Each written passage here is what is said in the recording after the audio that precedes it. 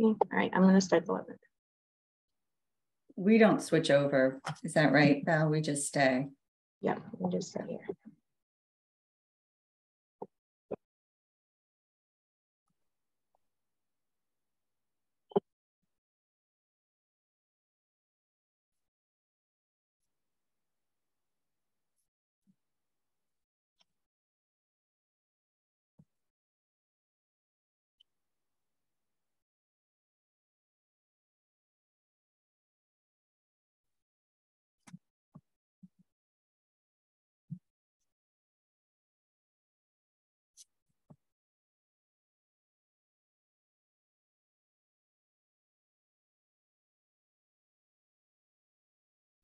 Good morning. You have entered the Zoom room for the Environmental Justice Council.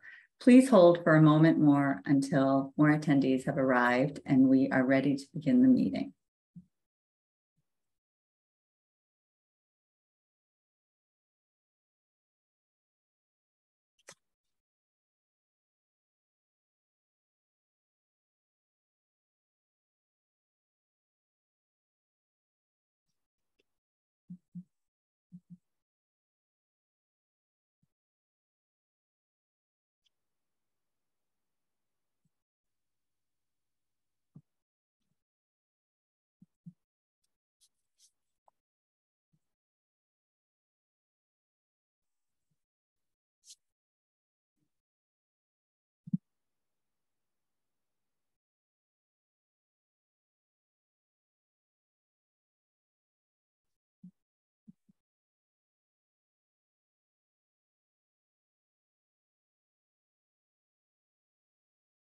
Good morning. You have entered the Zoom room for the Environmental Justice Council. All attendees must select a language channel, even if viewing the presentation in English. The buttons for selecting a language channel or American Sign Language are at the bottom of your screen. If you would like a translated version of the presentation slides, please go to the Environmental Justice Council website at the link presented in the chat. You will find a translated set of presentation slides there.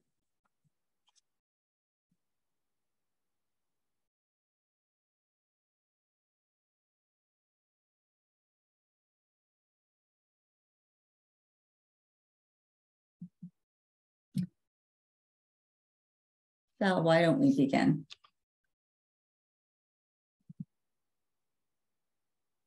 Good morning. Welcome to the second meeting of the Environmental Justice Council, whose members are appointed by the Governor's Office to advise the Secretary of Energy and Environmental Affairs, also called by the acronym EEA, about ways to promote and achieve environmental justice principles around the Commonwealth. I am Rishi Reddy, the chairperson of the council and the director of environmental justice at EEA. In attendance today via Zoom are 11 other members of the council. In addition to myself from EEA, we have Deputy Director of Environmental Justice, Valerie Cardoso, who is monitoring the question and answer function, also called the Q&A function. And you will also see on your screen the interpreters in 6 spoken languages and American Sign Language. As a testament to how important the work of the council is, we also have about 70 members of the public and state staff who we invite to observe and comment on the deliberations of the council today. Next slide, please, Val. Give me one moment. The slides went away. I'm going to put them right back. Okay. So this is a complicated meeting to convene. We are running 7 simultaneous interpretation channels in a Zoom webinar format. So we'll take a few moments now to review the logistics, agenda, and introductions. This meeting is being recorded and will later be available for viewing through a link that will be posted on the Environmental Justice Council website. That website address is available in the chat. I remind the council members to refrain from using the chat function, except for addressing issues of meeting logistics. Please only use the chat function for meeting logistics and no other communication. This presentation is available with interpreters. Next slide, Val, please. In Spanish, Portuguese. I'm sorry, I think we need the previous one. Spanish, Portuguese, Mandarin, Haitian Creole, Vietnamese and Cape Verdean Creole, and American Sign Language. Everyone, please speak slowly. Otherwise, the interpreters will not be able to keep up with you. All participants must select a language channel at the bottom of your screen, even if viewing the presentation in English. Otherwise, English language viewers will not be able to hear interpreters when they address the council in English. A last reminder now that translated versions of the presentation slides are available at the link on the Environmental Justice Council website. Next slide, please, Val. I ask all members of the public to save any oral comments to the council until after the formal presentations. You can also submit questions in the Q&A box, which may be addressed after the formal presentation. If you have a question regarding the clarification of meeting logistics as we go along, please type that into the Q&A box where it can be answered by Deputy Director Cardoso immediately. Next slide, please. Here is the agenda for today. Good morning to the council members. And I ask now if you have any issues that you would like to address specifically that fit into these subjects in the agenda at this time, please let us know, or you can raise it as we go along in the agenda. Pause for a moment. No, okay. Next slide, please, Val. Here's a roster of the members of the Environmental Justice Council. Since our last meeting, Cheryl Tomey Holly has been added to the council. Welcome. And I was sworn in this week as the chair of the committee. Because this is only our second meeting and we are still getting to know each other, I'd like to briefly go around the screen and ask the council members to say your name and a one-sentence description of your area of expertise and connection with environmental justice, populations, and EJ work. So I apologize for how stiff and formal this seems, but because of the Zoom format, this is how we're going to do it. So I'll just call out to Kalila Barnett, please, first. Good morning, everyone. Really happy to be a part of the council and this conversation. My name is Kalila Barnett, and I live in Boston, Massachusetts. Currently work as a program officer at the Barr Foundation, giving out grants in the area of climate resilience. And I was born and raised in an environmental justice community, as well as have worked in an environmental justice organization as the director for a long time, Alternatives for Community and Environment, and maintain a lot of those relationships currently through my role as a grant maker. Thanks so much. Madeline Fraser Cook, please.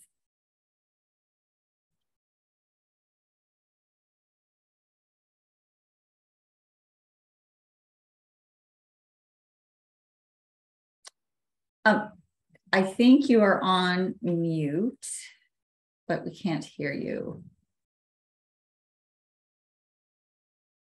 Let me go on to Melissa Harding Ferretti. Hi, Wanima Talpin. Good morning. Melissa Ferretti. I am the chairwoman of the Herring Pond Wampanoag Tribe. I also am the recently elected to select board here in the town of Bourne, in which I live. I was raised in Plymouth, Massachusetts, by an elder of the Herring Pond Wampanoag Tribe and educated there my whole life. So I'm just happy and honored to be here and discussing environmental justice with all of you. Thank you. Thanks so much. Cheryl Tomey Hawley, please. Good morning.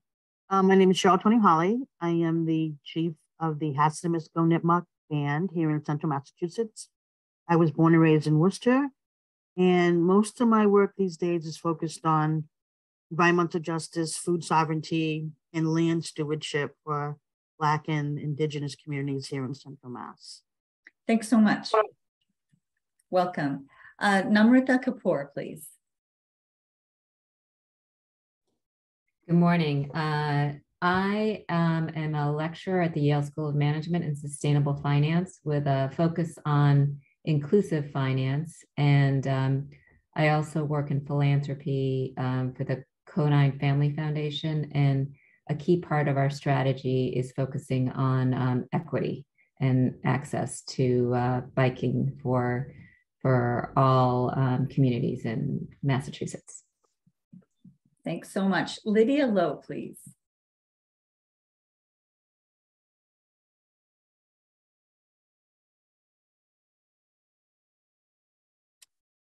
Okay, so let me move on to Marcos Luna, please. Good morning, everyone.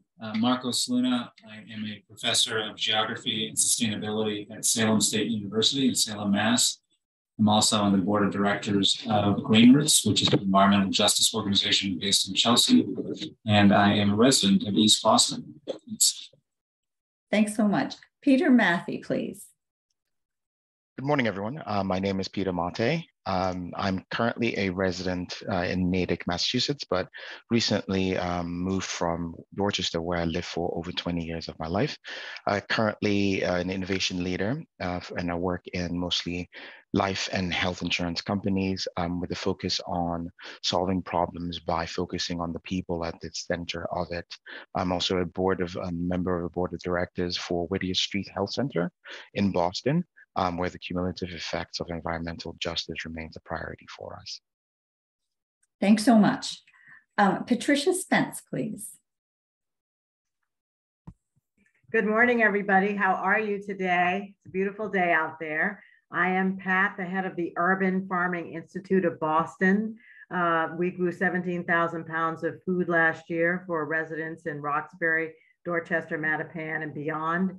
Always at the root of what we do is land and people, and claiming land in urban areas to train new urban farmers, and to also grow as much food as possible for our community locally and have our folks in the community actually grow that food. So that's some of what we do, and just delighted to be a part of this and want to make sure we all continue to reclaim land and make it productive as it was in the beginning. Thank you very much. Thanks so much. And Ari Zorn, please. Hi, Ari Zorn. I am Friends of Smiley's Pond, which is solely me. It's environmental conservation. I sit on the board of BEAT out in the Berkshires where I live. I did grow up in the Boston area. BEAT is Berkshire Environmental Action Team.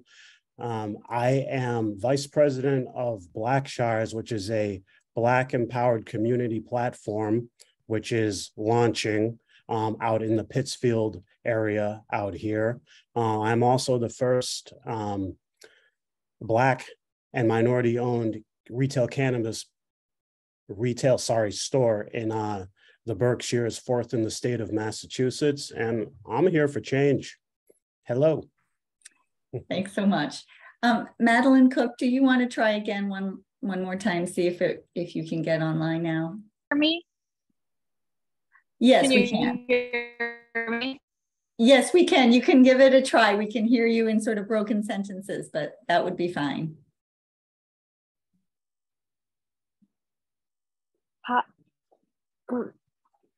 Great. So I'm sorry about that, but I'm on the Clean Commission here in Massachusetts.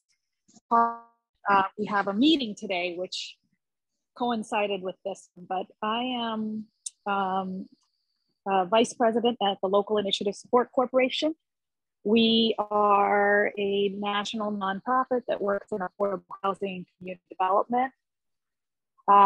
I am working specifically in community building and capacity building across the country with BIPOC and low-income communities. I specialize in the intersection of affordable housing, community development, and sustainability. My family's Colombian, bilingual, fully bilingual, and have worked extensively with Latino communities across the country, and am currently working in Puerto Rico.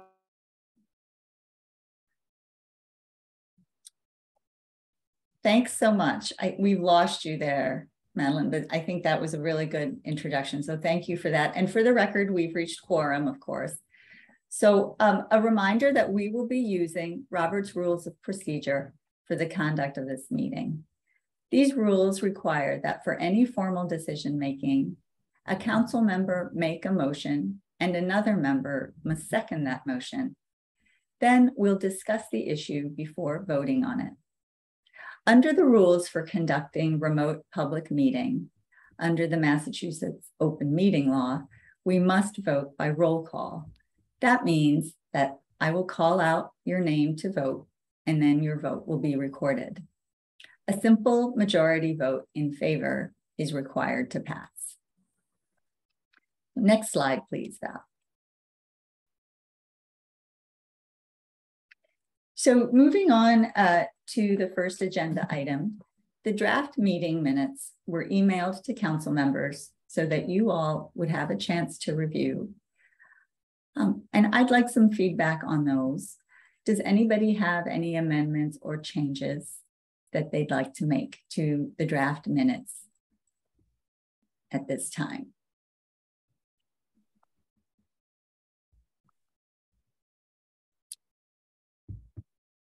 If not, I'd like to open the floor for a motion to adopt those draft minutes.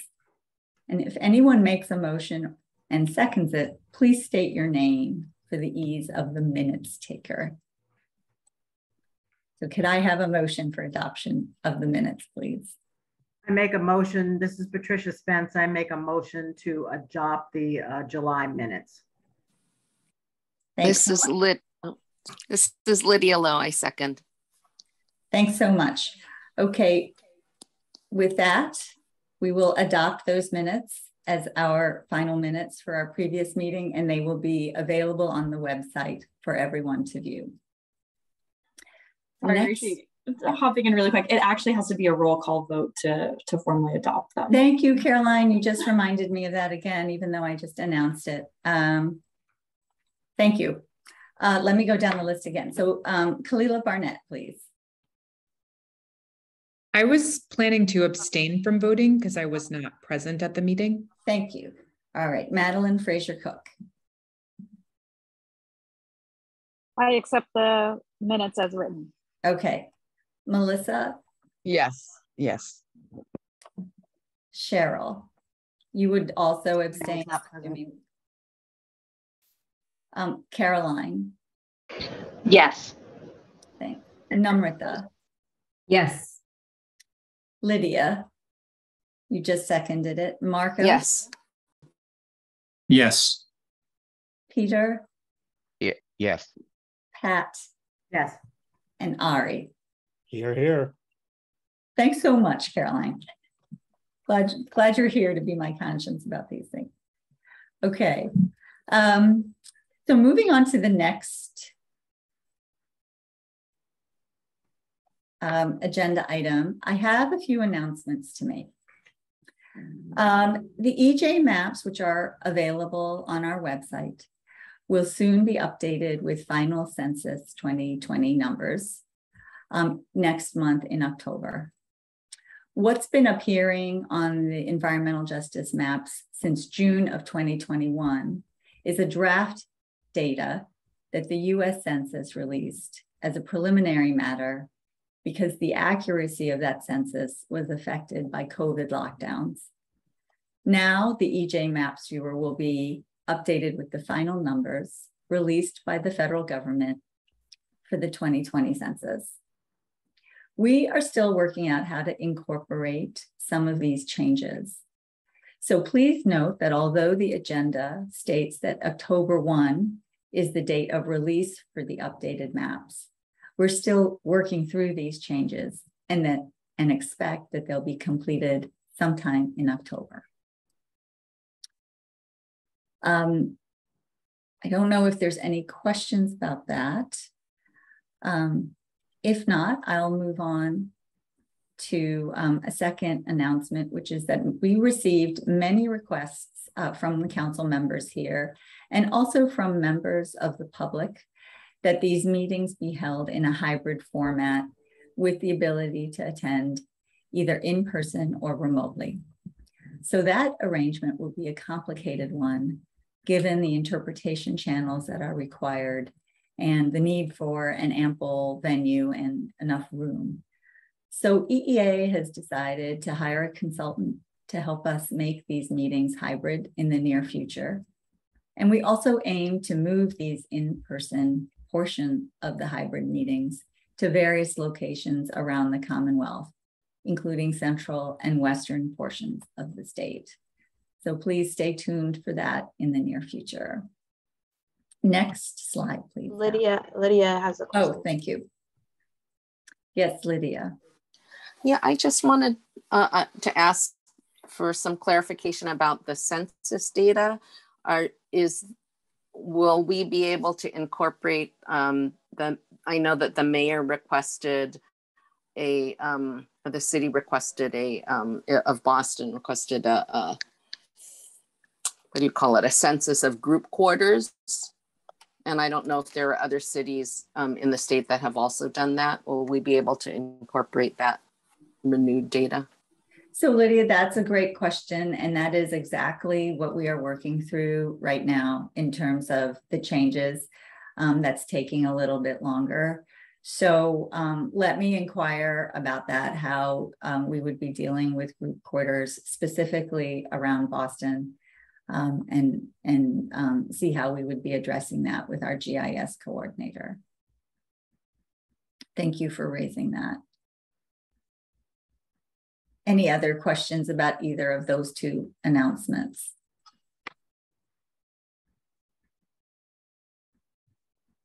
Okay, if not, I'll move on. Next slide, please, Val. So the next item on our agenda is a presentation by the Massachusetts Environmental Justice Roundtable, the Environmental Justice Table. And I'll call on Maria Belen Power to start that off, please. Hi, everyone. For those of you who don't know me, my name is Maria Belen Power. I am the Associate Executive Director at Green Roots. And Green Roots is an environmental justice organization that for almost 30 years has been organizing and building power in our communities of Chelsea and East Boston for environmental justice. So we are I'm going to do a quick introduction to the environmental justice table, and then a colleague will speak briefly about the history, and then another colleague will speak briefly about the role of the EJ Council and how we could support the EJ Council and how we can work together for environmental justice. So I am, let me start off by saying the Environmental Justice Table was convened in 2018, but it builds on the work of years and years, really decades of environmental justice across the Commonwealth. And we came together in particular for a very specific moment in time, which was a legislation, the legislative session. And we, again, building off of decades of work by allies and partners across the state, we realized in that session, in that legislative session, that environmental justice was mentioned in about 20 different bills. And we thought, well, let's come together and figure out how we collectively work on defining environmental justice and really achieving finally a big win for environmental justice communities across the Commonwealth. And so the table is really comprised of groups from all across the Commonwealth, both geographically as well as identity-wise, in terms of race, class, and language. So I'll go through just the members of the EJ table so you all know who is on the EJ table. And then I will pass it to my colleague, Sophia, to speak about the history of the environmental justice coalition and movement building. So a key part of the EJ table is that we are anchored and co-convened by environmental justice communities and environmental justice organizations. And so that is one particularity about our table, is that it is led by the folks that are most impacted by the issues, by environmental injustice. And those organizations right now, even though we're always expanding and reaching out to other communities across the Commonwealth who are not represented in the EJ table, but currently the co-conveners are 5 organizations and possibly one more. So Alternatives for Community and Environment, Green Roots, Neighbor to Neighbor, the Coalition for Social Justice, the North American Indian Center of Boston, and we are in conversations right now with Groundworks Lawrence to also be a co-convener. So the idea is that the conveners of the EJ table represent communities from all across the Commonwealth. Now, we also have allies and partners who are part of the EJ table who work together with us to move either policies or initiatives and projects that are led by environmental justice communities. And so the partners and the allies are sort of more traditional environmental organizations, as well as faith-based organizations.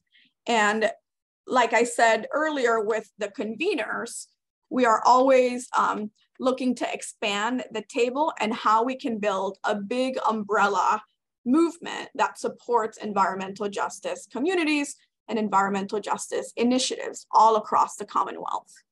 So the current members of the EJ table are, aside from the conveners, Green Energy Consumers, the Environmental League of Massachusetts, Clean Water Action, the Conservation Law Foundation, Lawyers for Civil Rights, the Union of Concerned Scientists, the Universal Unitarian UU Mass Action, and the Massachusetts Climate Action Network. So that is sort of the members of the environmental justice table. We meet sometimes once a week, sometimes every 2 weeks, sometimes once a month. It is, we work very, very hard to address the both harm that is being lived by environmental justice communities and also expand protections for the folks that are most impacted. And now I'll pass it to my colleague, Sophia Owen, from Alternatives for Community and Environment. Thank you, Maria Belen. My name is Sophia. I am at Alternatives for Community and Environment, and I am our staff attorney and the director of our Environmental Justice Legal Services Program. So a little bit about ACE. ACE builds the power of communities of color and low-income communities in Massachusetts to eradicate environmental racism and classism, create healthy and sustainable communities, and to achieve environmental justice. Since our founding in 1994, our members and our staff have been at the forefront of the fight for environmental justice. In 2004, we transitioned to a member-led base-building organization. We believe both community organizing and legal advocacy are necessary to remedy the impacts of systemic and environmental racism. As Maria Belén mentioned, there have been many iterations of people working together in Massachusetts to make progress on environmental justice. So I'm going to give a brief overview of those groups in which ACE has been a central leader. So starting in 1994, the Massachusetts Environmental Justice Assistance Network, which was anchored by ACE, brought together communities with attorneys, licensed site professionals, hydrologists, public health professionals, and others. The group was focused on campaign and specific work, not broader policy work, which led ACE to encourage the state to form the Massachusetts Environmental Justice Advisory Council to help develop the 2002 EJ policy. So in 2002, the EJ Council formed to help create the policy. In 2009, ACE created the Massachusetts EJ Alliance, which led to the creation of Massachusetts Executive Order 552, which I will get back to in a moment. So from 2009 to 2010, ACE convened the Massachusetts EJ Alliance, which was comprised of more than 20 grassroots organizations across the state. Our alliance engaged Governor Patrick, urging him to issue an environmental justice executive order, which I may refer to as the EJEO, and to fill the vacant state environmental justice director position. During this time, we also began drafting an EJ executive order to present to the Office of Energy and Environmental Affairs. From 2011 to 2012, ACE assisted the Department of Environmental Protection in planning 5 EJ listening sessions across the state. And the EJ executive order was a priority demand at each session. In 2013, ACE submitted a revised environmental justice executive order draft to Energy and Environmental Affairs. Our EJ Alliance spoke to Governor Patrick, then EEA Secretary Rick Sullivan, and other officials on the need for an EJ executive order. At that point, the governor asked his staff to work with the EJ Alliance on the executive order. We then did have those discussions with EEA and began collecting postcards from residents to support the executive order. From winter to spring of 2014, the Massachusetts EJ Alliance met with EEA to continue discussions on the EJ executive order, and multiple drafts were exchanged between EEA and the EJ Alliance to go over the framework for the executive order. During that time, we also met with the Department of Environmental Protection to discuss increasing their attention to environmental justice populations.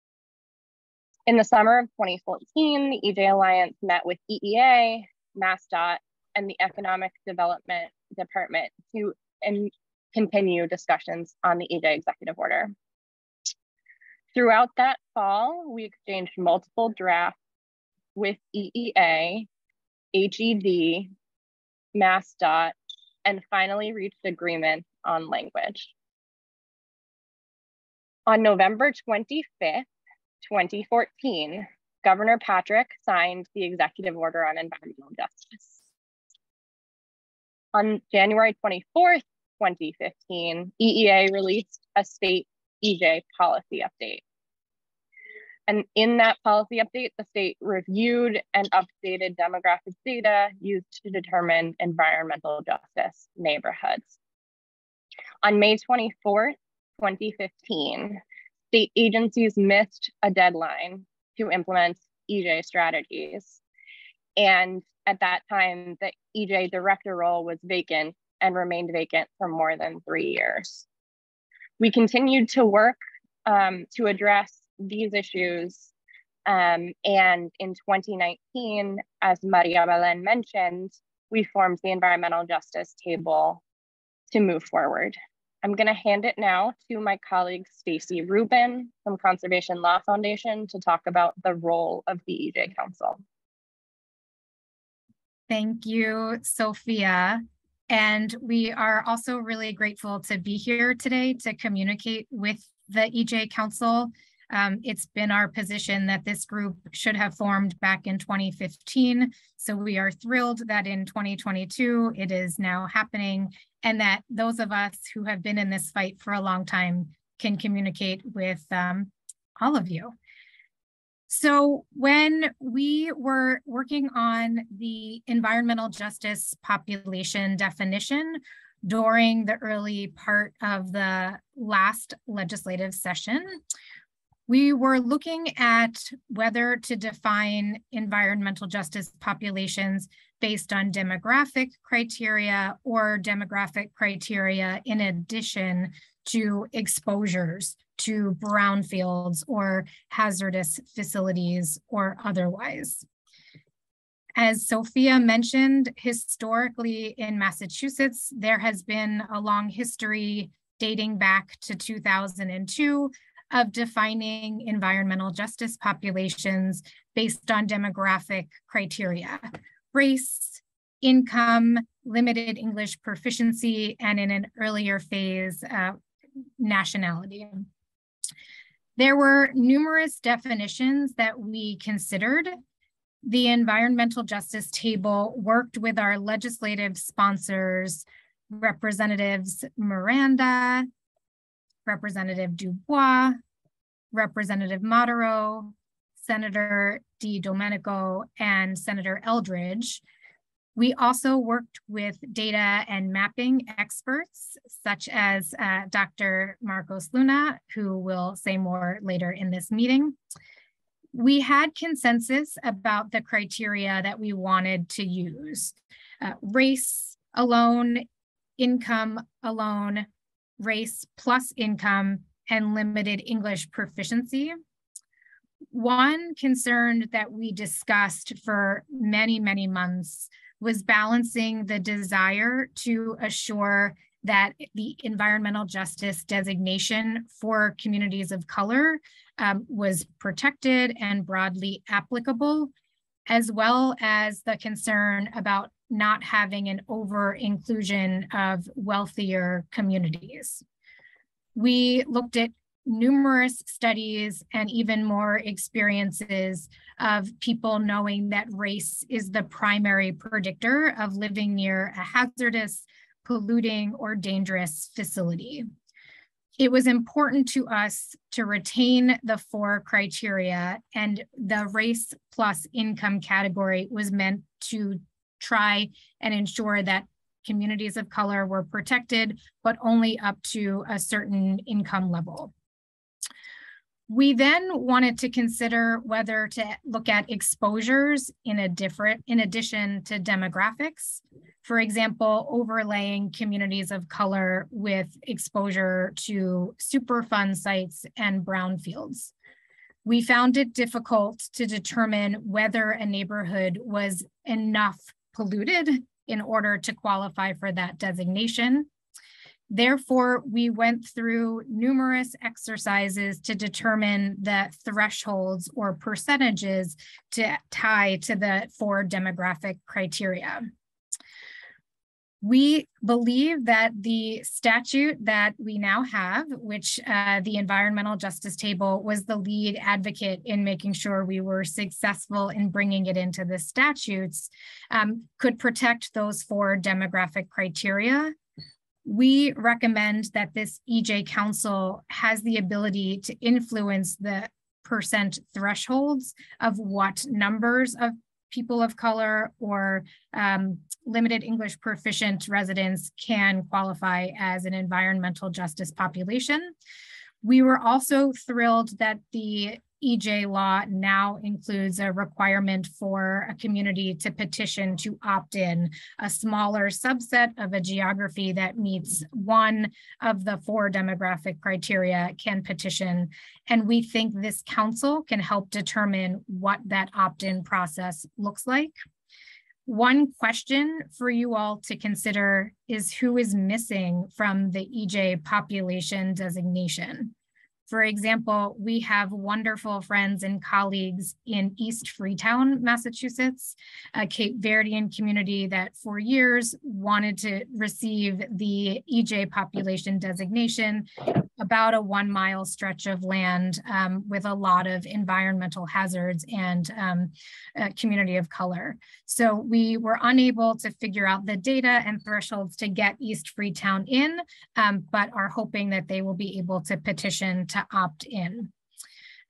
This council has the responsibility and opportunity to really help define the opt-in process, the percent thresholds that meet the criteria.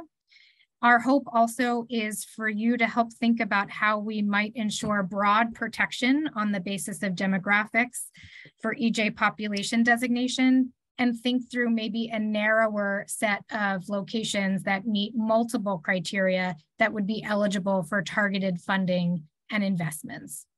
We also hope that this council will influence the cumulative impact assessment process that is also going on with agencies. And now I will turn it over to Andrea Nemicha to talk about why this law matters. Thank you, Stacy, and hello, everyone. The EJ statute will impact real people and make differences between poorly sited energy infrastructure and equitable distribution of green space and renewables. For many years, it did not matter if a population was designated as EJ, because being an EJ population under the EJ policy didn't get you anywhere. Now that we have an EJ law, it requires procedural substantive justice. It requires language access with translation and multilingual simultaneous interpretation, like what we are doing today. And it also requires substantive justice, like acknowledging disproportionate burdens and redressing those burdens in EJ populations. I personally have been involved in preventing a polluting biomass facility out in Springfield and insufficient commuter rail options to the South Shore and Central Mass. Prior to the EJ law, agencies were not required to consider the distribution of benefits and burdens when addressing permits for energy facilities or consider EJ populations when assessing transit service. We hope the EJ Council will work with EJ advocates to ensure both procedural and substantive justice provisions get implemented. And I see in the chat, where do I work? I'm actually a lone supporter of the EJ Council. I was formerly at Neighbor to Neighbor, but here to support the EJ table and the long history of work that people have put into making this EJ statute possible. And I will pass it over to Maria Belen. And Andrea is being too humble. She was instrumental in the EJ table for many years. So my role is to close out our presentation and to really reinforce our desire to work with the EJ Council, our desire to really advance environmental justice across the Commonwealth. You have already, all of you hopefully, have already received an email from me for us to meet. We are cautious about open meeting law, and so I have only reached out to you in groups of 3 or 4, and we want to make sure that we abide by that, which is why we're doing it in small chunks. And so we have some dates that we threw out to each of you. And so I will be looking at all of those dates and respond in terms of which dates work for each of the different groups that we would like to meet with you. I believe it's 2 groups of 3 and 1 group of 4, but I may be forgetting the exact members per group.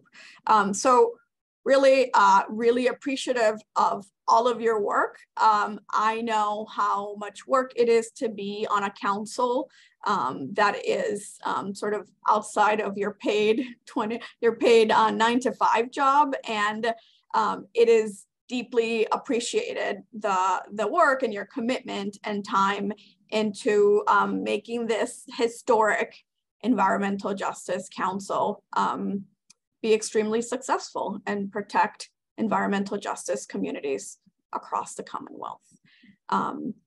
So I will close there. I guess two very quick comments before I close. Just really congratulations to Rishi Reddy and her team for the work to make this happen.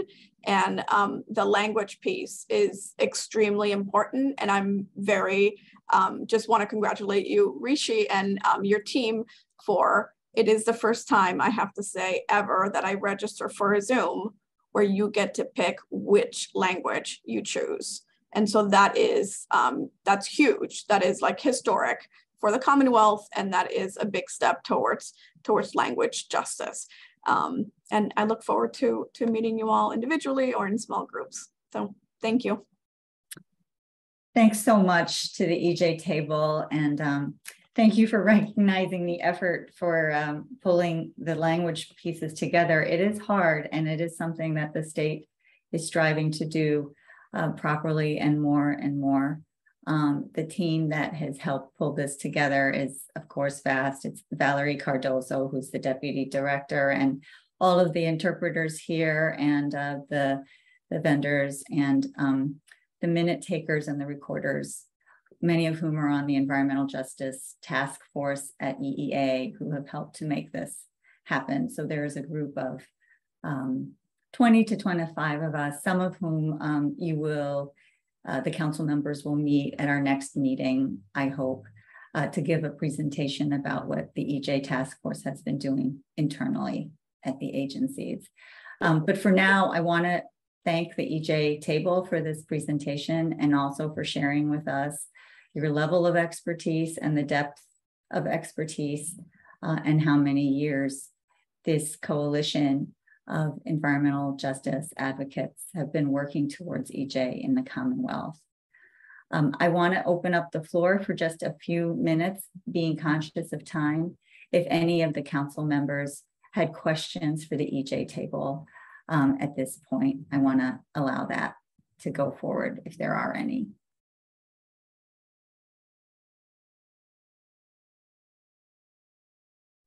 I look forward to further discussions with the EJ table.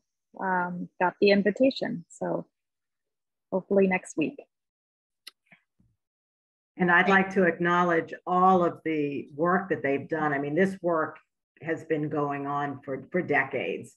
And I am sure, particularly in the beginning, it was beyond an uphill battle with nobody listening.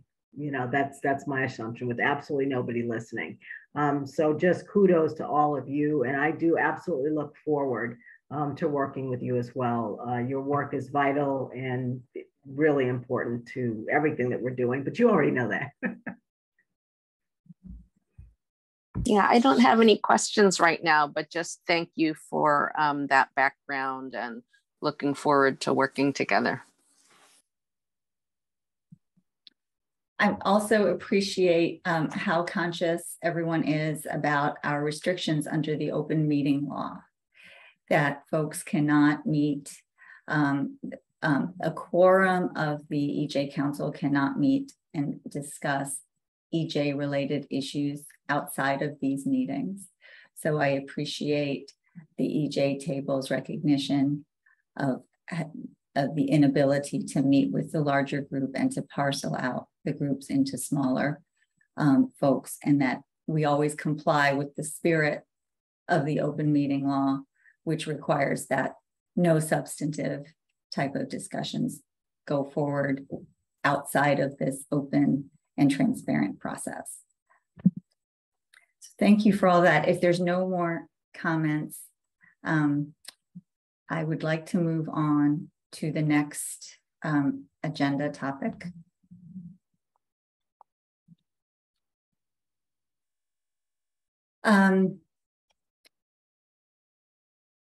The next item on our agenda pertains to what this EJ Council is required to accomplish under the terms of the Climate Roadmap statute passed in March 2021.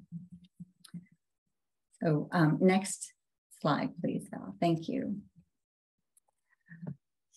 Under the Climate Act, the EJ Council must advise and provide recommendations to the Secretary of Energy and Environmental Affairs on relevant policies and standards to achieve the EJ principles. That is the general portion of its duty.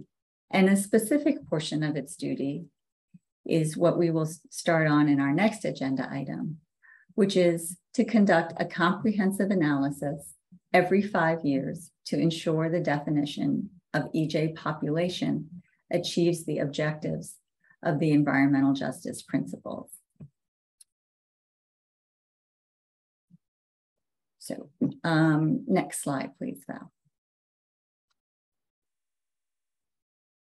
As a reminder to the council members, this slide includes the definition of EJ population under the Act currently.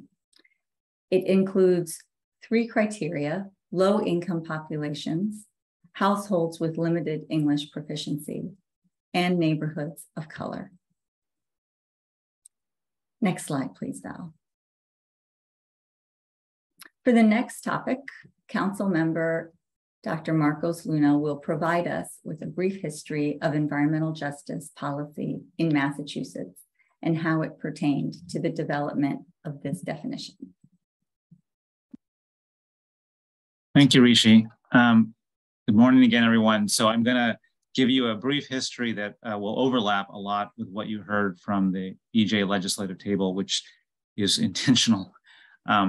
So any story about environmental justice policy begins with a common origin story that most people will tell, and that's a protest that erupted in 1982 in North Carolina over the disposal of hazardous waste in a landfill in a Black community. And the protesters were arguing that this dumping of the waste in that particular community was very deliberate, that it was a form of racism, and that it was part of a larger pattern. And that argument resonated with people across the country. Hundreds of people were arrested in the process. And follow-up studies by the federal government, as well as independent researchers and organizations, found that those claims were in fact true. Well, insofar as the pattern was very real. All across the country, we find that hazardous waste is disproportionately located in communities of color and low-income communities.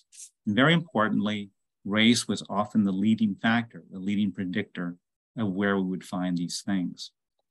Next slide, please. The environmental justice movement that emerges from this consciousness, from this language, does 2 very important things. It opens up our understanding of what the word environment means. Environment does not just mean nature or the protection of nature. It includes the human environment, the built environment, the systems that create and maintain that environment. This is the environment in environmental justice. The second thing that it does is it asserts, it demonstrates that environmental inequality is inseparable from social inequality. We cannot address one without the other. That, in fact, when we talk about environmental inequality or inequity, we're really talking about a civil rights issue. Next slide, please. At the federal level, the U.S. Environmental Protection Agency is the first to really pick this up. And over the course of the 1990s, various iterations of different policy responses occurred. This culminates in 1994 with an executive order issued by then President Clinton, which directs that all federal agencies make environmental justice part of their missions. That policy sets some important precedents when we think about environmental justice policy. One, it asserts that environmental justice is not just the responsibility of the environmental agency, but rather all agencies of government, which all have a role in creating the human environment. Second, it establishes 2 important pillars of environmental justice policy: a focus on the distribution of burdens, who is bearing more or less of these burdens, what we call distributional equity. But it also focuses on the process by which this happens, what we call procedural equity, essentially drawing attention to whether or not communities that are affected are involved or have a voice in the process. And these are two very important pillars of environmental justice policy that we will see echoed both nationally, but also locally. That's the federal level. And just to bring us up to date, the Biden-Harris administration has, while this executive order has never gone away, but the current administration has reinforced this with new executive orders that have broadened the reach, the scope, and the specificity of how environmental justice should be implemented across the country. But a lot of decisions are made at the state and local level, and that's what our story brings us back to Massachusetts. Next slide, please. There's a parallel effort happening in Massachusetts, and it starts at the grassroots level in community-based organizations that are responding to this new language, to this understanding of this problem that they've already actually been working on. Alternatives for Community and Environment, or ACE, we've heard from earlier, is one of the earliest to be involved in this. And they're at the hub of this new network that's created, this Environmental Justice Assistance Network, that brings together a variety of different organizations, not just environmental organizations, but organizations working to make the human environment safer, better, and more uplifting for its residents, particularly those who've been marginalized. This attention to environmental justice in Massachusetts expresses itself at the official level by the early 2000s, when then the Executive Office of Environmental Affairs convenes an Environmental Justice Advisory Committee that brings together stakeholders and organizes meetings across the state to talk to communities to find out what it is that they're not getting, what's going on in their communities, what might the state do to begin to address this issue. And that work is following alongside of new research showing that, yes, indeed, just like across the nation, Massachusetts has a problem in terms of the inequitable distribution of environmental burdens, as well as the lack of participation of the communities that are most affected. This results in a new policy being issued by the Office of Environmental Affairs in 2002 that establishes the first environmental justice policy in the state, and will be foundational and I think familiar to this advisory committee at this point. Next slide, please. That first policy that emerges does a lot of important things that are very similar to what the federal executive order did. One, it makes clear who the policy is aimed at. It's specifically at the communities, minority and low-income communities that have been historically marginalized and overburdened. It establishes the two pillars of what that policy should look like and how it should work. There should be a focus on distributional equity, where the burdens are, where they're concentrated, and also on how the process plays out, on encouraging, creating opportunities for participation by the communities that are most affected. And what is most familiar, I think, it lays out the definitions that we have mostly today too. At that time, there were 4 criteria that were laid out: income, minority status, limited English speaking, and a foreign-born population, which I'll tell you about later what happens to that one. Next slide, please. The policy that originated in 2002 was important, but it was limited because it only came from one state agency. There was an appetite by advocates of environmental justice to increase the scope of the policy so they could reach statewide and have a larger impact, not just in one agency, but across the government. And that effort to create a statewide policy, as you heard earlier, was led by this Massachusetts Environmental Justice Alliance. That was an alliance of a variety of organizations and stakeholders from across the state who work over a number of years with the Office of Environmental Affairs to draft an executive order.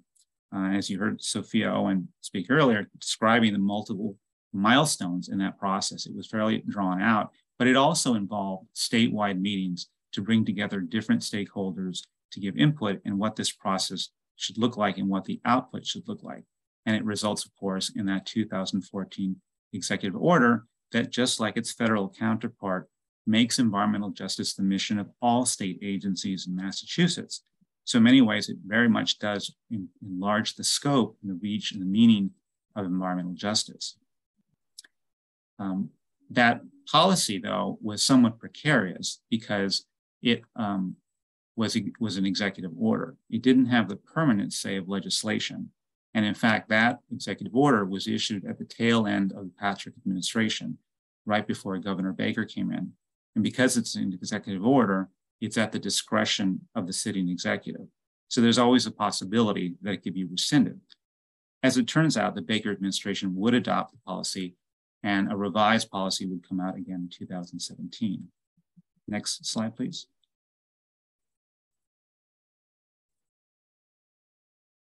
So that 2017 revision keeps most of the policy that we've seen previously in terms of defining who it's aimed at, which communities we're talking about, in terms of a focus on both distributional equity, procedural equity, but it revises the definition a bit. It keeps the minority community threshold, it keeps the limited English proficient household threshold, and it keeps the income threshold, but it takes out the foreign-born population threshold. My understanding is that it was primarily because of a change in the way the census reported its data, which made it difficult to actually identify those particular communities. So this policy is what we've been most familiar with for some time. But again, it has the same limitation in the sense that now we have a statewide reach and we have a clear definition, but it's still an executive order. Next slide, please. So by 2018 or 19, my dates might be a little off here, a new coalition emerges, convened by the legislative table, the EJ legislative table that you heard about, finding a window of opportunity to bring forward a legislative solution to environmental justice in the state. And that will eventually result in an amendment that goes into the climate roadmap bill that gets signed into law by Governor Baker last March in 2021. And that bill does, for the first time, put a definition of environmental justice into law, into statute, and also clearly defines who those communities are. That bill then will end up in a revision of the policy that came out in June of 2021. And this is the policy that we have in front of us right now that we'll be reviewing. Next slide, please. So that environmental policy has kept, I think, most of the elements of the policies that went before it in terms of the target populations of concern or the priority populations, in terms of identifying focus on both the distribution of those burdens on different communities and benefits. And it also focuses on the processes by which this happens, in particular emphasizing methods of encouraging more participation by the affected communities, particularly those vulnerable communities that have historically not been able to participate. It does make a revision to the definition, to the criteria again, of those populations. So income and limited English proficiency, those remain unchanged. What changes is the minority threshold. So now it has been raised to 40% from 25%.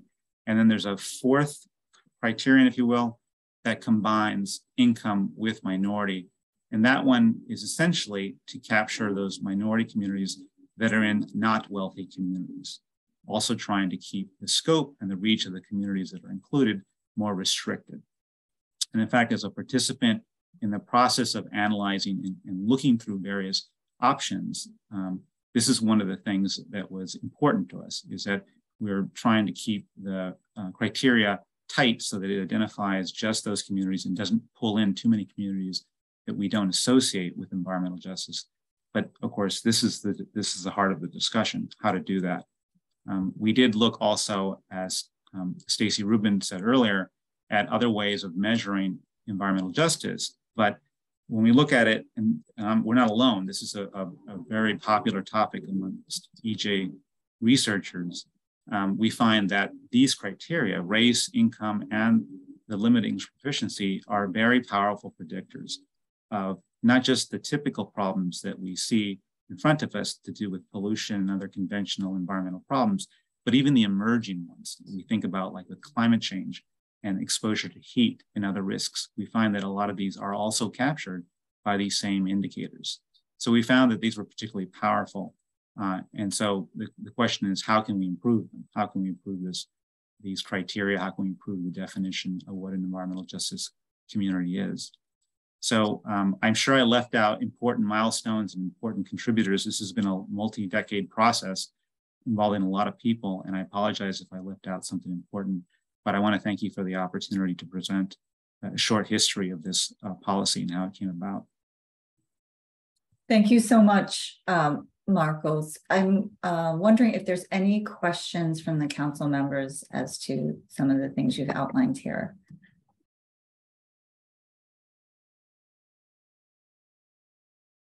I have one question, which we can take offline if it's too involved. I'm just wondering back to, I think it was like in 99, 2000, there was an effort around creating an areas of critical environmental justice concern process when new sightings of things, like basically when anything that was going through the MIPA process had to also keep in mind areas of environmental concern. And then there was this effort to create a definition around areas of environmental justice concern. And I'm just wondering if there was sort of any insight from that process. And I was surprised that it wasn't mentioned in any of the history that had been reviewed. And was that just like a total failure as a process, or I guess what is the question? But it might be a long answer, so fine if you want to defer it. I can provide a short answer to that. The specifics of the proposal for the area of environmental concern, environmental justice concern, I'm not as familiar with.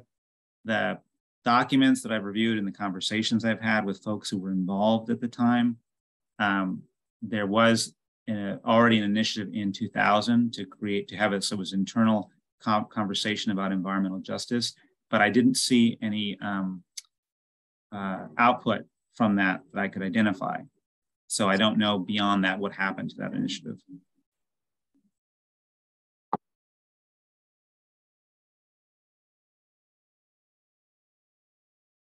I actually don't either, Namrata. I was sort of on the sidelines at that time. I know that the discussion was going forward. I don't recall what happened at the end. Are there any other questions regarding the presentation, which I'm hoping will inform our discussion? I think we can take down the maps unless folks wanted to keep it up for any reason. Do people need some more time with the map? So one thing that I would like for us to keep in mind as we move forward is this history that we've just heard. And also, one of the questions I want us to address today is what form the work product of this council might take. So for instance, should what we present at the end of our comprehensive analysis be a written report? Should it be an oral report that we provide directly to the Secretary of EEA? Should it be something in between? That's sort of the first issue I'd like to address. A little bit later today, I'd like to address how we get to that work product, whether we need to divide up into work groups, whether we need to do a little more research and how we might conduct that research. But for right now, I'd love some feedback on what folks on the council think the work product should be.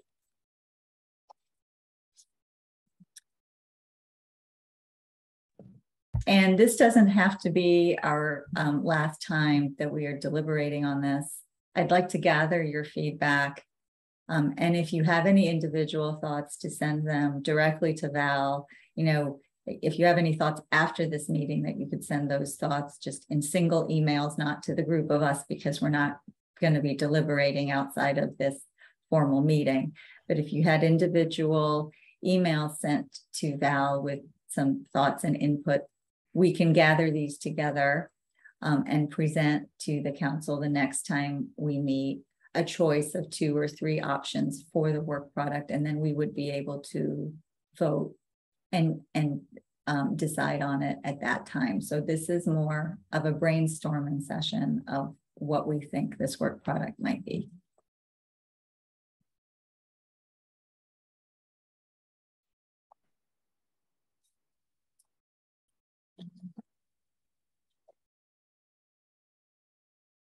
I do have a comment. This is Pat Spence. Should I proceed with my comment? Please go ahead, Pat. Thank you. So clearly written documentation of what we come up with is of critical importance. But at any given time, when we can actually bring someone in to hear what we have to say verbally, so that, you know, if it's appropriate, speaking from our communities or speaking from where we sit, that always adds the personal touch, in my opinion, to any recommendations one can make. I mean, over the course of the years in urban agriculture, you know, when there has been time to present to committee or different members of Congress, etc., it always made an impact for them also to hear from people on the ground and not just read the report. So I don't know if that's inviting someone into our space or us going someplace else, but I think seeing and hearing people and what they have to say is important. Thank you for that, Pat. The primary role of this council is to be advising the secretary.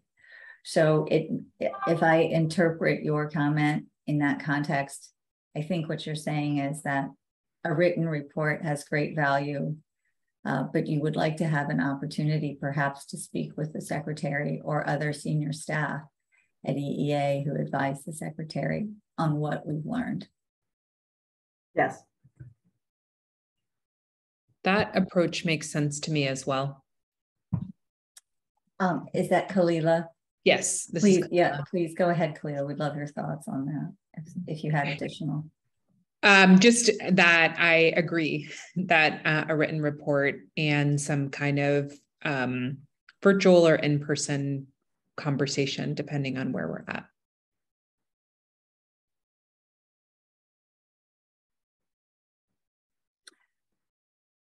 And a written report of the type, Namrata, are you about Yeah, to? I just wanted Please to comment. I kind of feel like a lot of it depends, since the audience is the secretary, finding out what the secretary's preferences and like what would be most productive for the secretary. Feels like that would be the guidance in terms of what type of product would be most helpful. Okay. Thank you for that.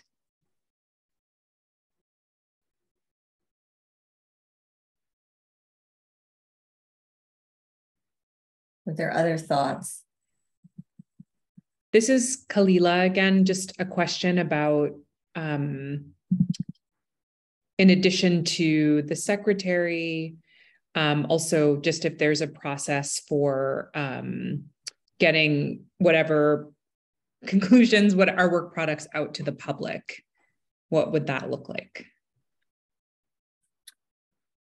So I think for both Namrata's comment and Kalila's, one thing to keep in mind is that the context of this is that any report that advises the secretary would also be a public record. It would be a public document, so that anything that would go to her in that context would be available to the public as well. We would be informing not only her, but others in the Commonwealth who are able to read that report.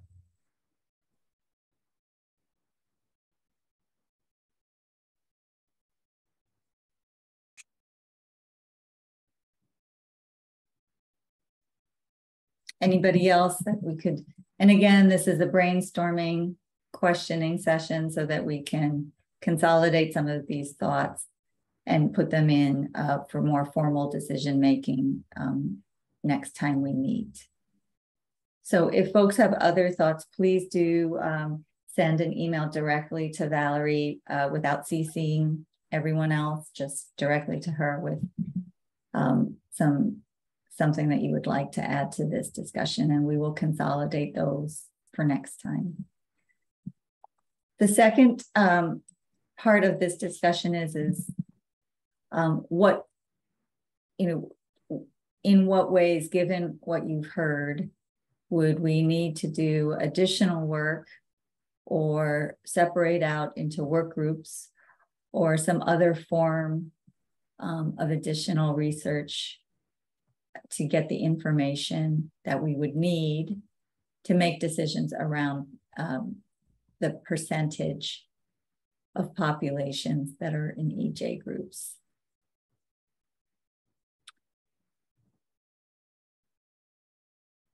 This is Cheryl Holly. I have a question on the slide. The last slide we looked at, it said something about opt-in EJ communities. Cher, could you speak up a little bit more? I can't hear you. I don't know if others have that problem. Can you hear me now? I have my hearing aids in. I talk louder without them. Can you hear me now? Yes. Okay. I was wondering about the last slide that we looked at. It said something, the second point said opt-in EJ communities. I was just wondering what that means, because I guess what bothers me most is that the neighborhoods and the grids, and sometimes people of color can have low income and still be living in nice neighborhoods and still struggling with environmental injustice. So not everybody lives, especially in central and western Mass, lives in a neighborhood with everyone else. So I just wondered what that second point meant exactly, the EJ communities. So the opt-in provision, you feel, doesn't quite spell out the reality on the ground for non-Eastern parts of the state. Am I stating that correctly? I just wanted to know what that second point meant exactly. When Dr. Luna was explaining, I didn't quite pick that up. I can explain it briefly. So this is Marcos. The policy has language that says that a community that is not, I'm paraphrasing here, I'm just looking up the document, that doesn't get captured as an environmental justice community by the normal process, which is a census-based process, can opt in by petitioning the secretary to be included. And that is not entirely clear how the geography of that is defined or exactly what would be the base criteria, but it seems to sound like if you have a smaller community that doesn't fit into the way the census defines communities or neighborhoods, like census block groups, that a community could petition to be recognized as a community or a neighborhood that met the criteria and might otherwise be considered an environmental justice community and fall under those provisions of the policy. This is Cheryl again, like a tribe. Yeah, I guess so. I think that's the open question about what that would look like. I think right now, my impression is that, not my impression, I know that communities that are identified as environmental justice are geographically defined. So the census collects data and they break up the state into these little, we call them neighborhoods, but they can vary in size, and these little block groups.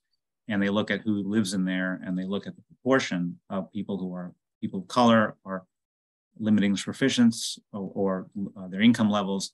And that's how they decide it. And so the opt-in sort of sounds like it follows this geographic definition, but I don't know what that would mean in another context. But certainly if it was a community that defined itself geographically, that would be kind of easy in a way, because you can put the boundaries around it. But Melissa has her hand up. I'll let her respond to that too. Hi, everyone. Yeah, I think it just kind of goes back to way back when in the beginning that we had discussed this, and that, for instance, Herring Pond, we're in Plymouth, and I couldn't see the maps, totally on my screen. but there are a lot of areas, as Chief Hawley had mentioned, that for tribal indigenous people may not be anywhere on that map. A lot of us and many of us live in these resort communities, especially on Cape Cod. And I know that we did talk about possibly creating some sort of a layer or map that sort of overlays the current EJ map to define the, the reservation lands or traditional homelands of the indigenous people. Because as Chief Hawley also, mentioned, there are many people in our tribal communities who are, qualify under that and are low income and should be identified. So I don't know how that looks. This is really her second meeting and there's a lot of work to do. But yeah, thank you, Chief Hawley, for mentioning that with that, what does that mean? And for, my question, I guess it is, how do we identify those communities? I know this isn't just about, obviously, indigenous communities and tribal communities, but there certainly, needs to be a way to do that. Thank you, Melissa, for clarifying that. Yeah, that's what I mean. Is not all communities can be defined by geography. So Chief Hawley, I think that what you've identified and what others have followed up with is an issue that is going to be one of the main issues that we're dealing with in the substance of our work, that geographically based definition and the ways in which right now the EJ policy does refer to indigenous communities, but to understand that definition through a map, so much is lost. Like, we cannot do that for the indigenous community. We're not able to translate what we know onto the map. So this is a issue, I think, that's core. So let me just turn that a little bit to the agenda item. In order to be able to address an issue like that, what would you propose in terms of what is the type of work process that we would need to be able to address that issue? What is the additional information that's needed and how would we gain it? That's a very complex question, because I always say I can only speak for the lands for Herring Pond because I know where my territory is, but I could never, step out of line and speak for another community. So I think that's a specific, for the tribal communities, that's a specific question for each community, and sort of trying to figure out where these, because some boundaries overlap as well, so it can be very tricky. That's a good question. How does that look? So again, we are undertaking that very conversation, the tribes themselves, hopefully very, very soon. So it might be sort of a concurrent discussion. Okay.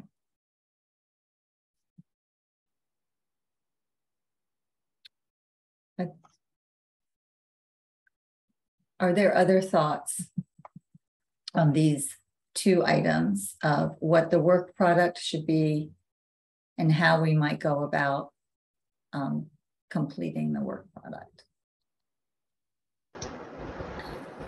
This is Lydia Lowe. I agree with what other people had said about a combination of written and conversation in terms of work product. And I guess in terms of the, some of the work that needs to happen, I'm just really appreciating how complex this is, listening to all the presentations and the conversation. And I feel a need to learn more myself because I only know my local community and the EJ issues there. I'd like to, be able to understand more about, are there maps of the different kinds of, pollutants across the state? understanding the numbers in terms of population, POC, and limited English, and especially understanding much more the both the history and current status of different tribal communities. I think all of those, those are all really important, and there's a lot to learn. So I'm wondering if there's already a certain body of work that, has been done, to get us to this point, if you can point us to things to look at, to start that process. So thank you for that comment. And I see Caroline's hand up, and I'll just let her speak in a moment. But just to address your point, Lydia, I am putting together a collection of resources and research that's been done on these topics, and hope to have those up on the EJ Council webpage soon. I've received more than one request for this, for folks to be, every one of us here has a different area of expertise. And what they bring to this conversation on the council is unique and in-depth for the areas that they know well. So how we make these decisions to consolidate them into one policy and one report is part of the trick of this group, I think. And so these resource materials, whether it's going to be some reading materials that I'll put together, maybe it will be some video resources as well, I hope will bring us all to the same page, so we have a little bit of knowledge about the context in which each of us is working in. So thank you for that request. And we will be working to fulfill that, I hope, very soon. Caroline, I just want to recognize you have your hand up. Great, thank you. This is Caroline Hahn. I did actually, I think along the lines of what Lydia was asking for around resources, I was actually wondering whether or not we've done any comparisons with other states and their thresholds, for example, or different policies, not necessarily to model after, but just to understand what those implications might be as we look at it. And if we have historically done that benchmarking, if we could have that information available. So just so we can have a frame of reference as well. Thank you. We are constantly in touch with other states, and recognize that it is helpful to do that in many ways, but that also each state's population is so different and our histories are so different. But I think when we're talking about this in the context of a report, it may well be that we can look to some of what they've done. Certainly, New Jersey has been an example in this field, and California as well.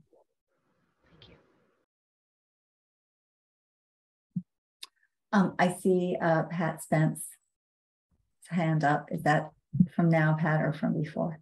Okay. Now, again, this is Pat Spence. And Lydia, I'm not sure. I think you are also alluding to, and forgive me if I'm wrong, that I'm not sure if I want to go into a breakout group right now to work on a specific. There's so much, and everybody on the council, I'm still trying to get to know through this device called Zoom. And I would never have wanted to miss Chief Hawley's comments. And so I'm not ready to go into a great breakout group. I'm still learning it all right now. Certainly they would be more efficient, but not when you're just coming into this subject matter, at least for me. Okay. So you're not, I think what you're saying, Pat, is you wouldn't be ready to do anything with a more specific view with like a separate work? Not yet. Until you know more. Okay. Yeah, not yet. All right. Any others? I'm wondering if there's any other thoughts. Right now, I don't see any other hands up. Perhaps Peter's hand is up. Peter Monthe, please go ahead. Yes. Thank you, Peter Monthe here. So along the lines of what's also been mentioned, but just to add on to it as well, as I'm thinking through this, discovery and research, the understanding what exists. So are there any recommendations? Have there been any proposals? data that we can look at to actually reflect on, because the way I envision this is the step thereafter is sort of the analysis and development of solutions, right? So what are the considerations, like have been mentioned, that we need to take into account? How are we making those decisions? How do we know when we've arrived at a decision? The debate component of it before we finally have something to propose.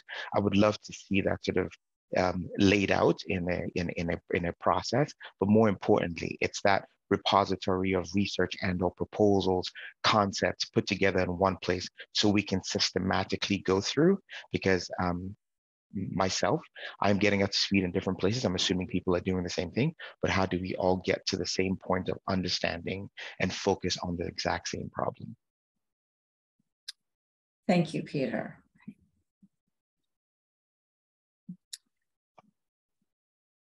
Okay. Sorry, this is Kalila. Can I just ask an additional question about the work groups? If we do get to that point of making those decisions, just curious about what support is available for those working groups. Like, are we scheduling them on our own? Like how, I don't know enough about how that process is being managed. And then also if there's an expert in a particular area that we would want to consult with, can we do that? What would be the process to do that? Thank you for those thoughts. So I just ask that if anybody has any further thoughts on either of these two topics, that they submit those ideas to Valerie by September 21st. And we will be able to consolidate those and have them appear on our agenda and presentation slides in time for the next meeting. So we could have a bit more of a directed conversation about them. So please just keep that in mind, September 21st, to get those comments in.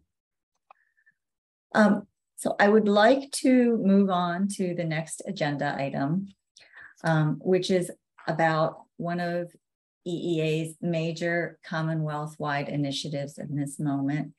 It's the Clean Energy and Environment Plan. This plan is seeking to incorporate environmental justice, energy justice, and climate justice in all facets of its implementation.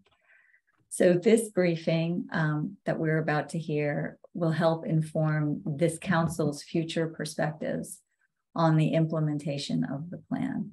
So I will hand it over to Han Chu. Han, please go ahead. Hi, thank you, Rishi. Hi, everyone. Thank you for having me here today. I'm just, if you can move to the next slide, Val. Spend some time, 15 minutes speaking with you all about our Commonwealth-wide planning efforts for clean. Han, could I just interrupt for just a moment? I want to make sure that everyone can hear you clearly. You're a little bit soft for me, but it may be that everyone else can hear you. Can everyone hear me all right? Can we just get a thumbs up from folks if they can hear Han? Okay. Okay. I'll try to speak louder. Okay. Okay. Thank you.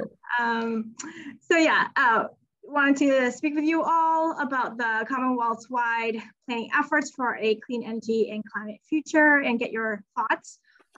This planning effort was formalized by passage of the Global Warming Solutions Act in 2008 and subsequently strengthened by the climate law last year. Val, if you can move to the next slide.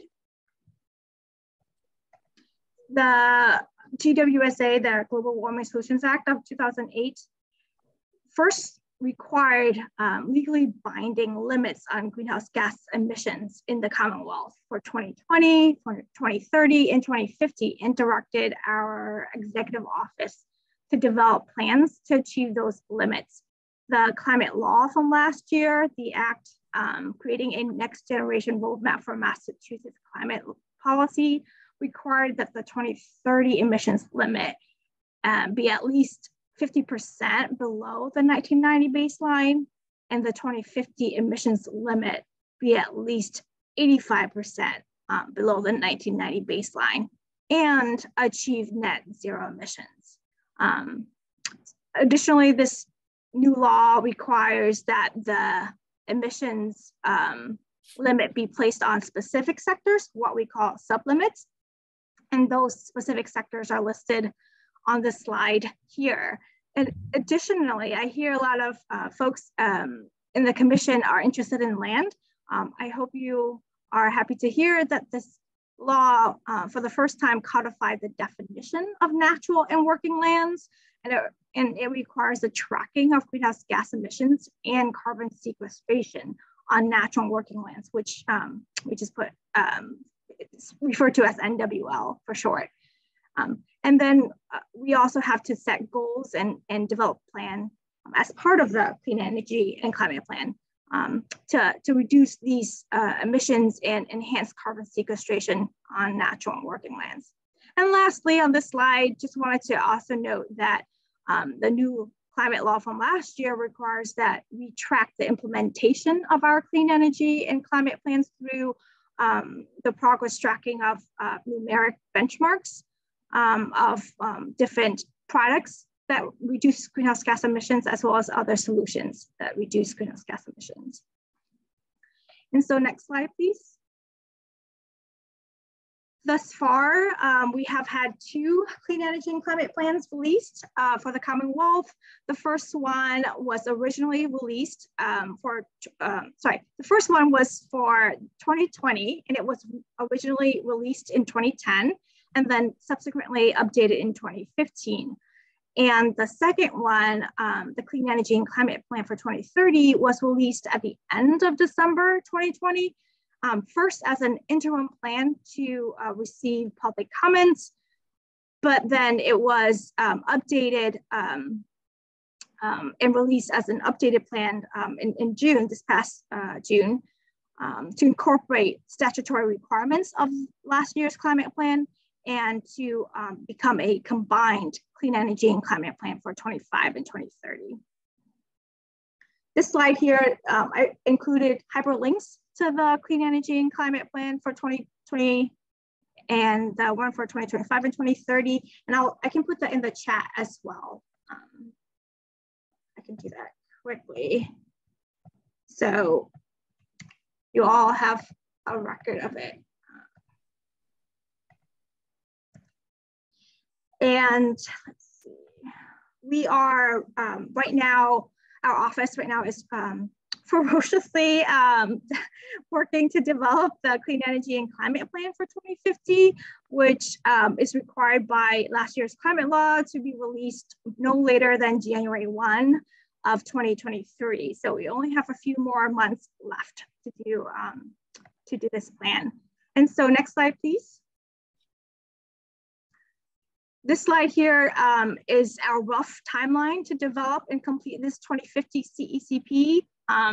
We already started outlining the scope of this plan last month and are about to start the initial drafting. We plan to have a draft for internal agency reviews next month and for the Gov's office review in November. Analysis for our 2050 plan has already been completed because it's based on the analysis for the 2050 decarbonization roadmap study, which was conducted in 2019 and 2020. It was a 2-year wide effort, and the reports for that effort are located on our website, and I'll put that in the chat right now so you have it for your record.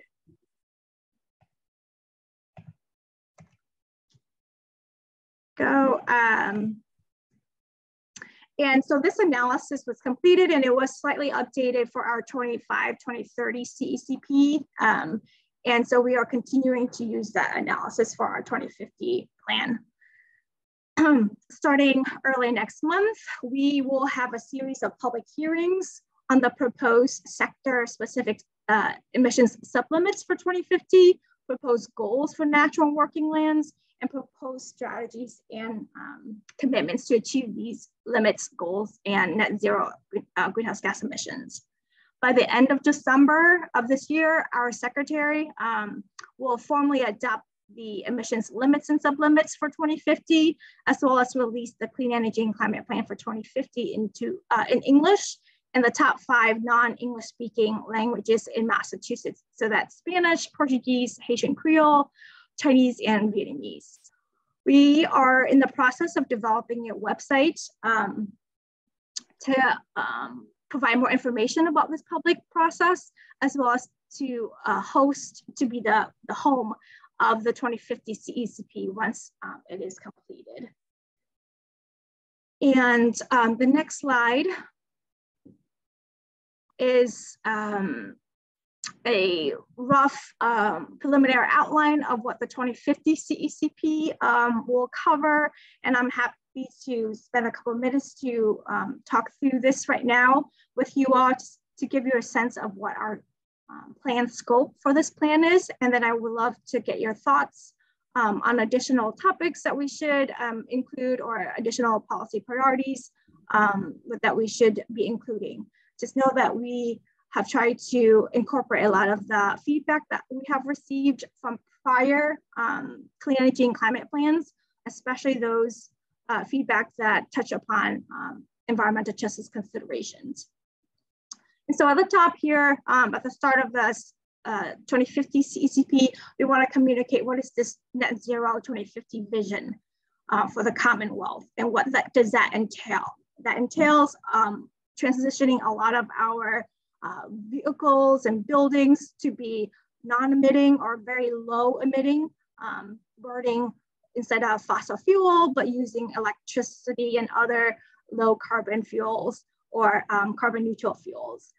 And then we want to really communicate the importance of making sure that this transition to a new clean and green economy and society is equitable and just, making sure that we don't leave anyone behind in this transition and allowing that the transition doesn't further exacerbate the environmental disparities in EJ communities and bring benefits to everyone, including EJ communities.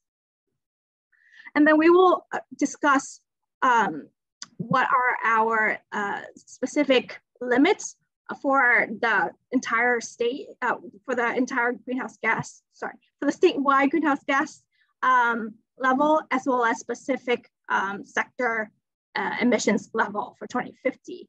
And we will talk about what this future of fuels will look like. Right now, there's use of fossil fuel, but then as well as renewable fuel. And we want to make sure that in the future, the transition away from fossil fuel is a way that is both honest to what the atmosphere sees in terms of greenhouse gas emissions and sequestration. So that's the next topic that we'll address in the plan, is like, what is the carbon sequestration potential in our national working lands, and what is the role of additional sequestration beyond the scope of our natural working lands.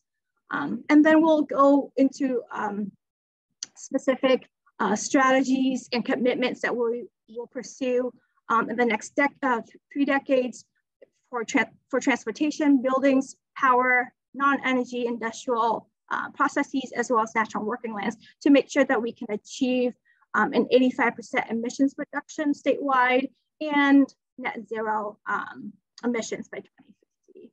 And we want to make sure that we talk about cross-cutting strategies, strategies that go beyond just one sector, for example, workforce development needs, as well as further community engagement and education, and then other priorities that require cross-sectoral collaboration and coordination. And and then we'll communicate again our analysis of economic and employment benefits for this transition to a cleaner and greener economy. And so that's what we're thinking thus far for the scope of this clean energy and climate plan. And we'd love to get your thoughts one on additional topics and priorities that we should include in this plan. The next slide here is just giving you all an email, our email. So any feedback that you provide here, I'll bring it back to the team. But if you have additional feedback that you'd like to provide, you can certainly email me, but you can also email our team's email account, gwsa@mass.gov, and we'll note that and provide your comments to the appropriate people as needed. And I'll end here. Thank you, Han. Do you have a couple of minutes to just entertain some questions from the council if they have some? Yes, happy to. Okay, so just want to open up the floor if any of the council members have a question for Han.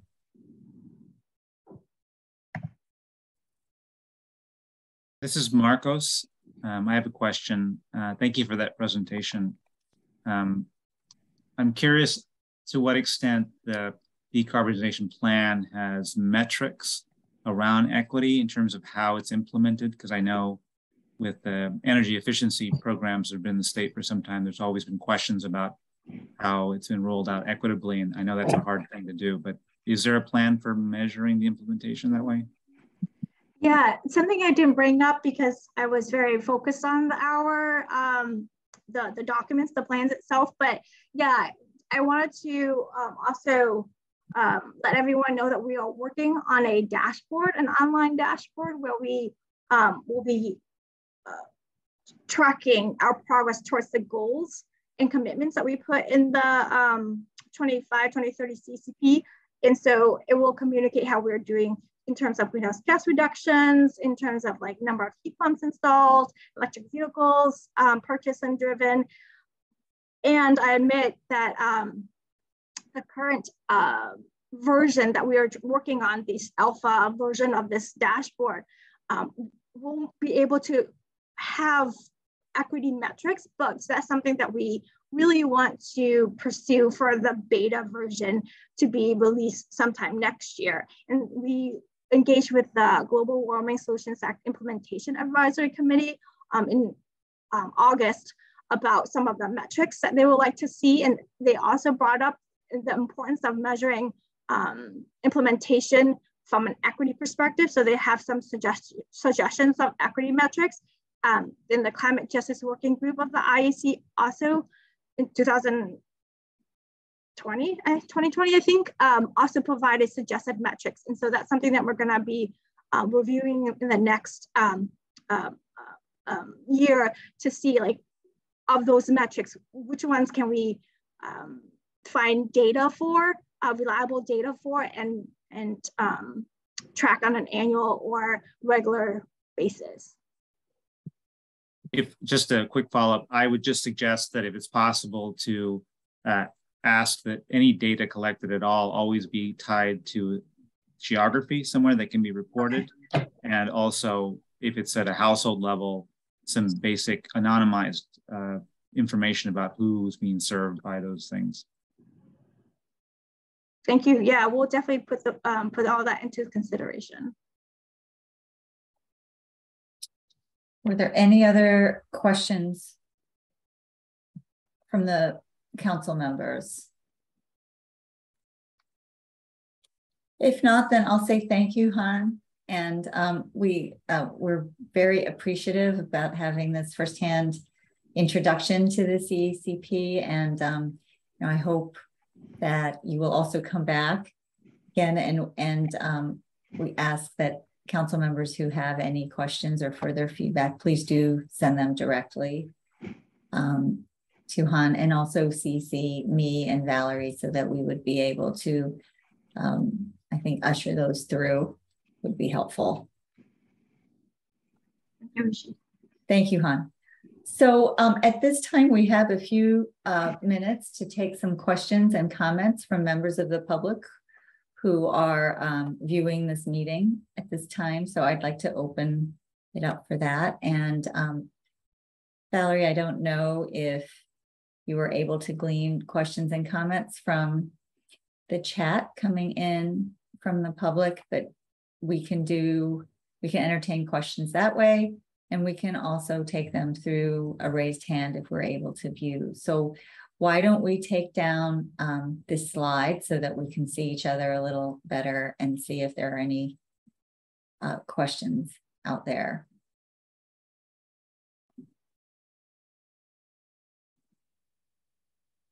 So far, we haven't had any questions in the Q&A box, and no hands are raised, so we can give it a moment. Okay, I'll give it another few moments, and then we can just move on to our next steps. And if a question comes in, we can certainly take it. Yeah, we have a question from Melanie Garate. So I'm going to allow Melanie to talk. Hi, everyone. Can you hear me? Yes. Yes. Okay, great. Thank you so much, everybody, for putting this together and allowing us all to join and meeting you all. So I'm Melanie Garate. I am the Director of Climate Engagement for the Stone Living Lab out of Boston Harbor now. I'm curious how you imagine or envision the new administration when the new governor comes in to impact this community and any environmental justice. Well, we will, Melanie, thank you for that question, which is a difficult one to answer. We, of course, have to go through a transition in state government, and we have a number of ways in which we facilitate that transition. Institutions like the Environmental Justice Council will go on. The meat and the bread and potatoes of our work goes on, and then we await direction from the new administration in terms of things that they will prioritize.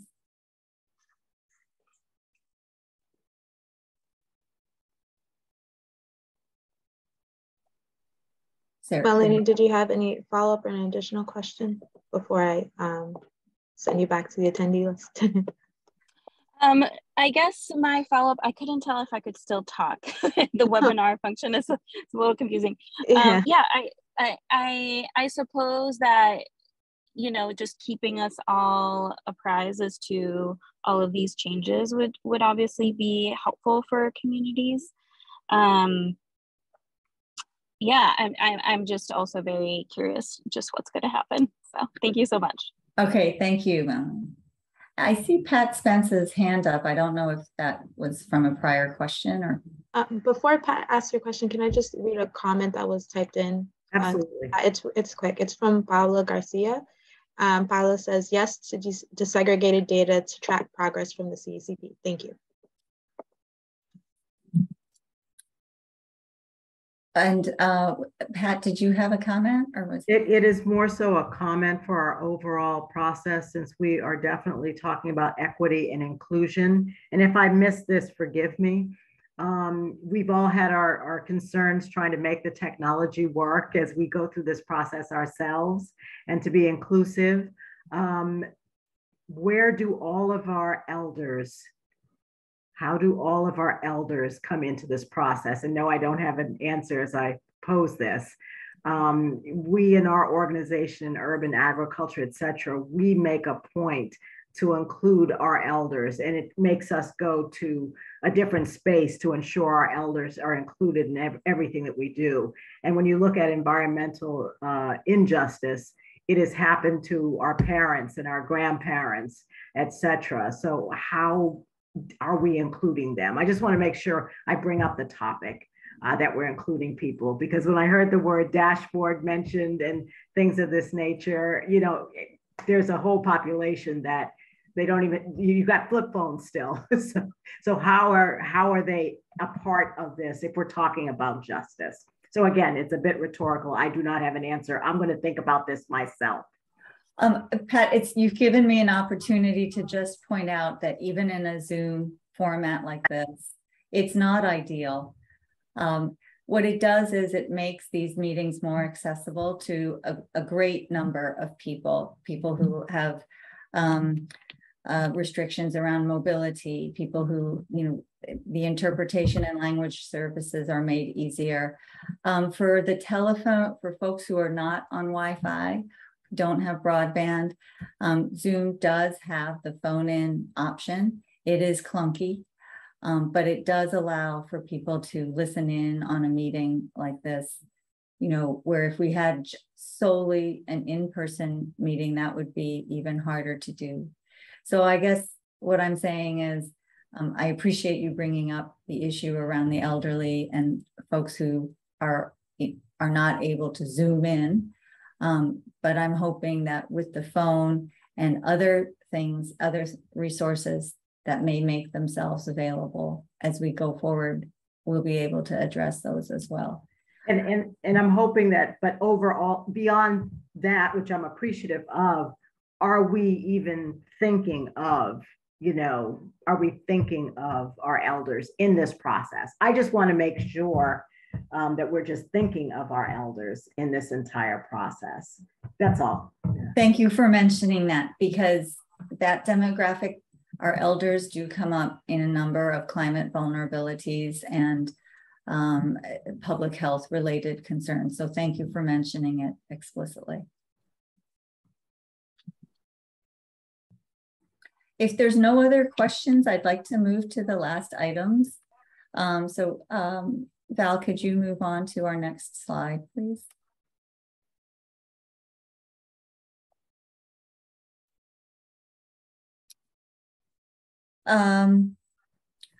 Our next meeting is scheduled for September 27th at 12 noon.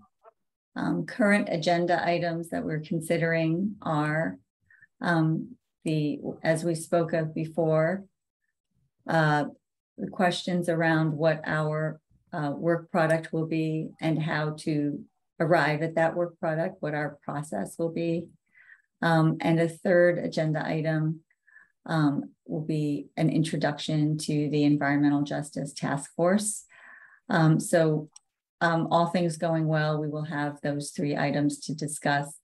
I'd also like to receive any feedback or input about agenda items that you all have individually. Please send them in to Valerie. And I do note that many people here today asked us to have resources available so that folks can inform themselves as to EJ issues and to get on the same page in terms of what the outstanding issues are in Massachusetts right now. So if there's any other agenda items that people want to bring up now for next week, we can hear a few comments on that. If not, we can take them by email.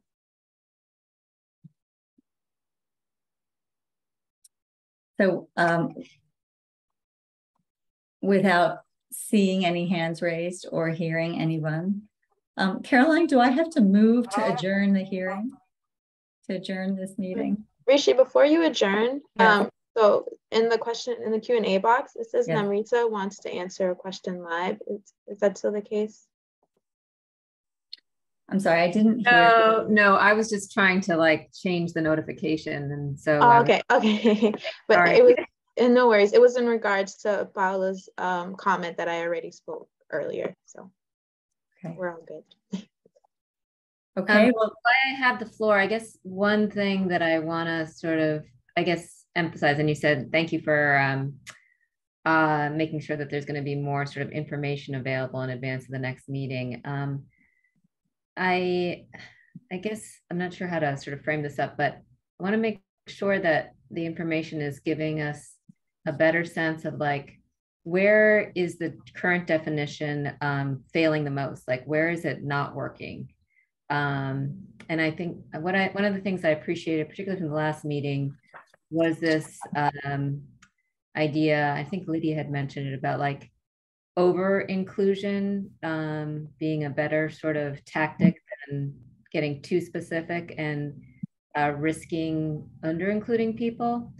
And so like I liked that framing that she had put together.